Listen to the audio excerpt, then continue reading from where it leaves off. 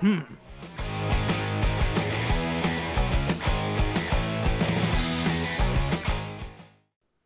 Cypher here. So the Olympics are coming up soon, and we all know about its pageantry and international stakes, but I wanted to tell you guys about how the games have been part of world history, not just about the actual playing of them. I'm not a sports fan by any means, but the Olympics hold a different chord. Its importance as an international event is incomparable to anything else. Here's the history of why that is.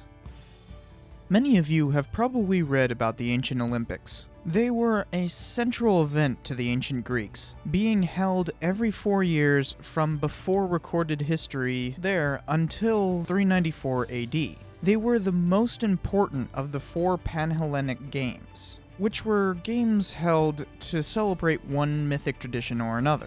There are a few myths about the creation of the tradition, but there is no concrete evidence to show when or why they came about.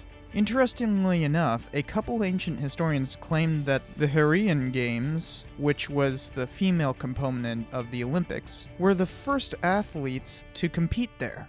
So it's possible that the Olympics were started by women. The Greeks so revered the games that they based their dating system on the Olympiad, beginning in 776 BC and measuring every 4 years from there. Of even greater importance, the Greeks would declare a truce for all internal wars in order to go play the games. This Olympic truce was so important to them that they would suspend all legal disputes and capital punishment for the duration of the games. Too bad that couldn't have happened in 1916, 1940, and 44 AD. There is a call to renew the Olympic truce, but no one's paid attention since it was declared in 1996. Of course, there were violations of the Olympic truce even in ancient times. During the Peloponnesian War, the Spartans were fined at one point for assaulting a city during the truce. Some city-states used the games to declare their allegiance during the Peloponnesian War. Some also boycotted the games in protest. Seems kind of familiar to some recent history. The ancient Olympics kept going, even after the Romans conquered the Greeks in 146 BC. Heck, Rome modeled her own version called the Capitoline Games after the Greeks. Natural disasters and barbarian invasions had taken their toll on the Olympics, and they dwindled over the course of the next 6 centuries. The games lived on despite the troubles until Theodosius banned them in 394 AD, because they were a pagan ritual in a Christianized Roman Empire.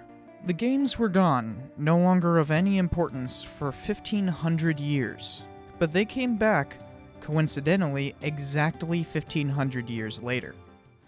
The modern Olympics were founded in 1894. Now, there had been a number of games like this that had been held since the 1830s, some in fact kind of going back to the 17th century.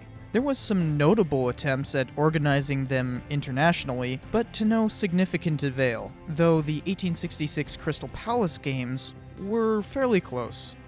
A French historian named Pierre de Coubertin proposed the reorganization of the Olympics in 1892. An Olympic Congress was organized in 1894, and they voted to create the modern Olympics. After organizing the International Olympic Committee, or IOC for short, with Coubertin as the leader, the first modern Olympiad began 2 years later in 1896. The games were held in an ancient stadium in Athens, Greece, originally built in 330 BC, to symbolize the continuity between them and the ancient games, and they went off splendidly.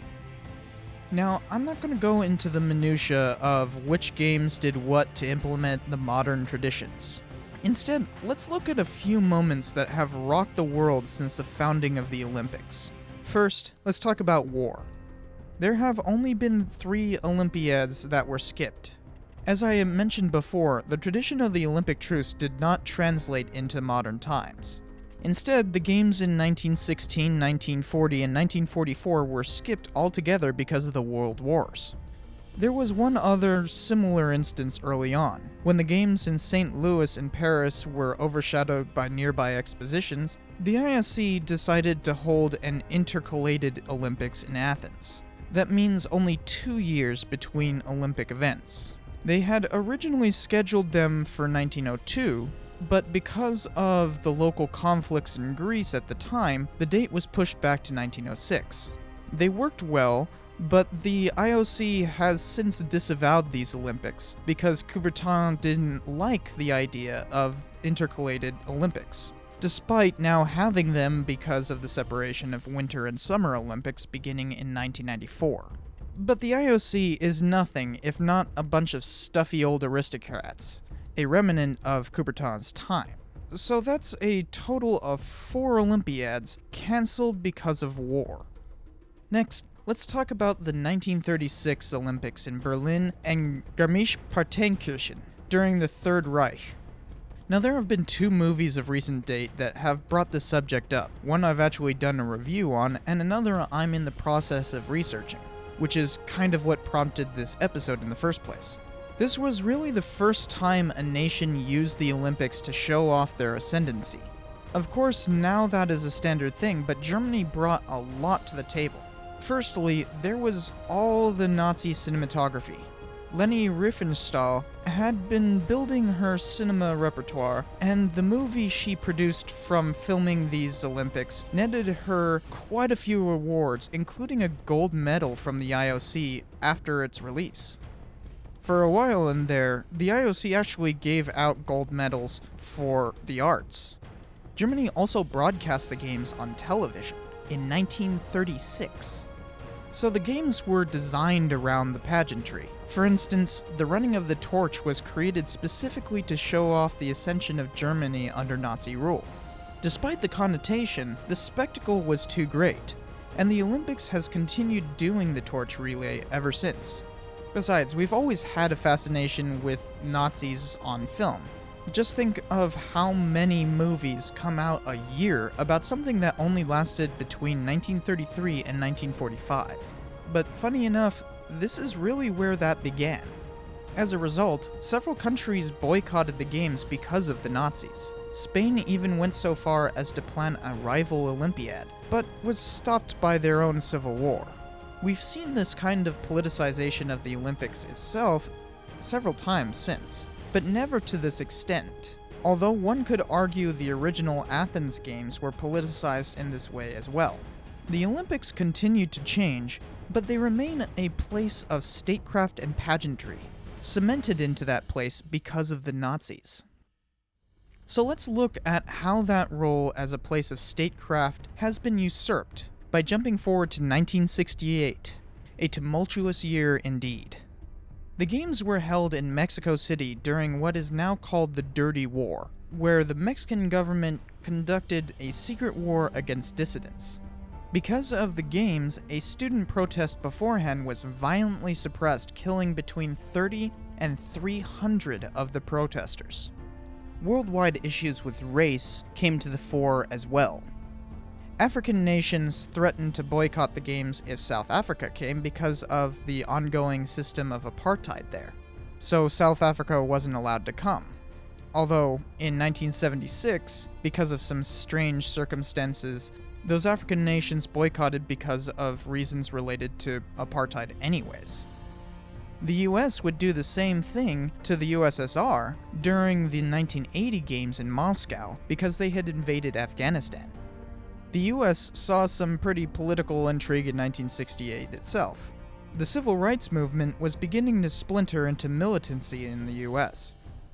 In the Olympics, it's traditional to play the first place winner's national anthem when they are standing on the podium, and when 2 Americans placed first and third, instead of saluting the anthem, they raised their black-gloved fist in the air in the symbol of the Black Power movement, with the intent of raising awareness to their cause. You see, 1968 was really the year that the Olympics became a political vehicle for protest. Another huge change came in the next Olympics. In the 1972 Munich Games, the Israeli team was taken hostage by a terrorist group called Black September. They were a breakaway of the Palestinian Liberation Organization, or PLO for short. They were PLO members who remained in Jordan after their failed attempt to take over that country in 1970. After taking the hostages, they demanded on live television that West Germany and Israel release certain leadership who had been captured in 1971 from prison. During a botched rescue attempt by the West Germans, the terrorists massacred the team of 11 people. Once the fighting was done, 5 terrorists were killed and 1 West German officer, along with 3 terrorists captured. This shocked the world and prompted a campaign of anti-terrorism unequaled until 9/11. Many countries created special forces units specifically for the threat, and the Israelis embarked on a campaign of vengeful assassination. Before all of that could take place, the 3 remaining terrorists were set free by the West Germans before the Winter Olympics began that year, because a Lufthansa flight was captured by the PLO in Damascus. This is when much of the world had to come to terms with the insidious effect of terrorism, and it began with the Olympics. Although many places had been experiencing national terrorist groups, like the Weather Underground, Irish Republican Army, anti-Shah of Iran groups, and the Quebec Liberation Front, those were localized problems. It took the Munich Olympics to make terrorism an international problem.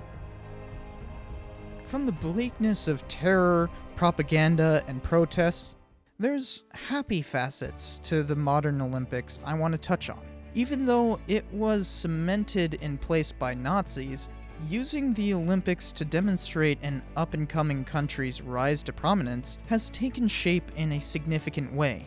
Beijing, Sochi, and now Rio de Janeiro have all been used to say that the People's Republic of China, the Russian Federation, and now the Federative Republic of Brazil hold the hope of ascendancy to first world status. They may have achieved that to varying degrees, but the Olympics represents that hope for them. The IOC specifically has chosen these countries to try and promote their ascendancy. The athletes who attend these events hold the same hopes for their respective countries. We compare countries by their athletic achievements at the Olympics, because each athlete is representing their country in a way that no other athletic competition can compare to. The spirit of friendly competition is baked into the very symbol for the Olympics. The Olympic rings were designed by Coubertin in 1912 to represent the 5 inhabited continents, and he took into account the colors of many national flags from that time. Later, each ring was given a specific continent to represent. Hilariously enough, now it would be called kind of racist, since yellow is Asian, black is African, and red is American. But Coubertin never indicated the rings were supposed to be that specific. Instead, it is an abstraction. The same physical flag is typically flown at the Olympics, with the second ever being flown from 1924 to 1988, and the new one flying over Rio right now. It's a symbol of unity and belief in the coming together to represent one's country. The eyes of the world rest upon those competing under its waving form. It's a weird thing if you think about it. For the most part, the world is not interested in most of these sports outside of the Olympics. The audience for swimming, track and field, gymnastics, and so on is minuscule for the regular season by comparison. Hell, I can tell you I'm certainly not interested in any whatsoever outside the Olympics. Then again, I don't care one bit about sports in general. For instance, this last Super Bowl I hosted a game party. They watched the game while I read a book through most of it. I'm the guy who steers the conversation away from sports talk. But when the Olympics come on, I'm glued to the TV. It's because the Olympics is more than simple sports competition. It is important to world history, a place to celebrate our differences, set global trends, make a statement worldwide, resist oppression, and revel in the glory of one's country. We'll see how the next Olympiad stacks up.